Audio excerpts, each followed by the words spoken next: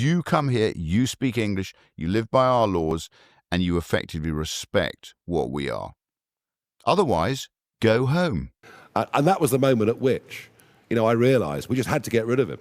While reform shills like Alex Phillips and Mark Dolan continue to just lose their minds completely over the announcement of Rupert Lowe and his Restore Britain party over the last few days, surging to, getting up to 100,000 members soon, probably by this weekend. We got to think, how did we get here? Why was it necessary? Why did this Restore Britain party and movement exist? The reason is because Farage and Reform rode the wave of patriotic energy of the British people and then turned around and slapped them in the face. I'm not going to get dragged down the route of mass deportations or anything like that.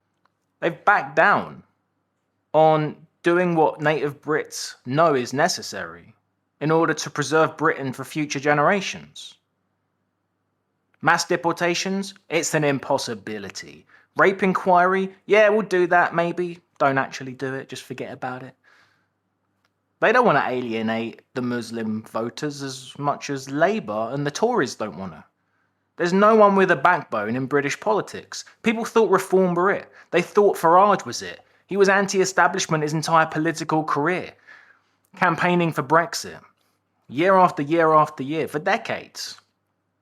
For some reason, people thought that would translate, me included, thought that would translate into a political career where he could be the leader and lead the country on to glory. But how wrong were we? How wrong was I? Very fucking wrong. So, that's how we got here. That's why Restore Britain was necessary.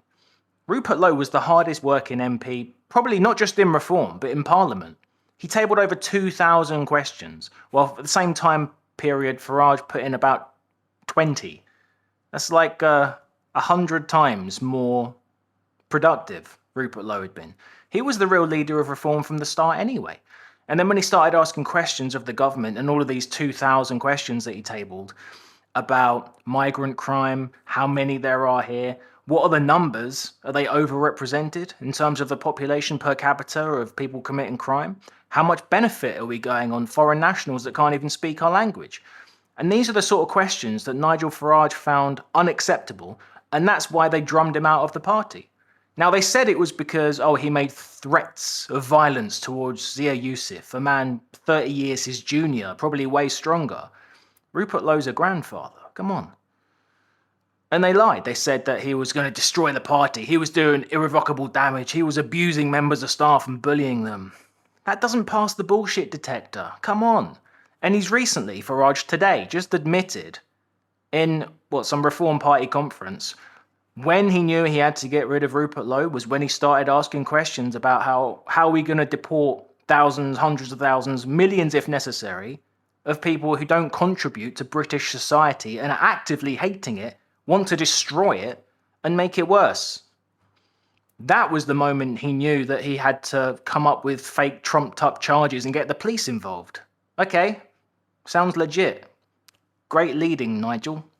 When he stood up and said that we've got to consider the mass deportation of entire communities, including those born in the United Kingdom, that just moves way beyond a point of reasonableness, of decency, of morality. And that was the moment at which, I realised we just had to get rid of him and get rid of him as quickly as we could. I do not care. I remembered earlier today about that clip of Rupert Lowe back early on in his Reform days.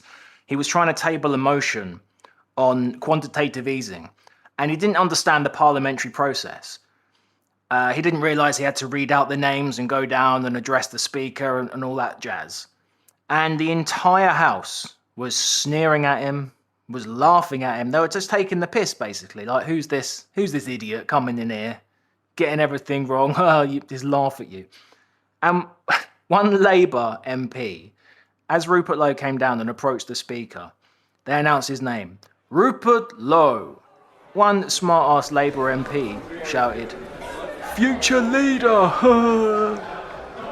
Rupert Lowe! Future leader!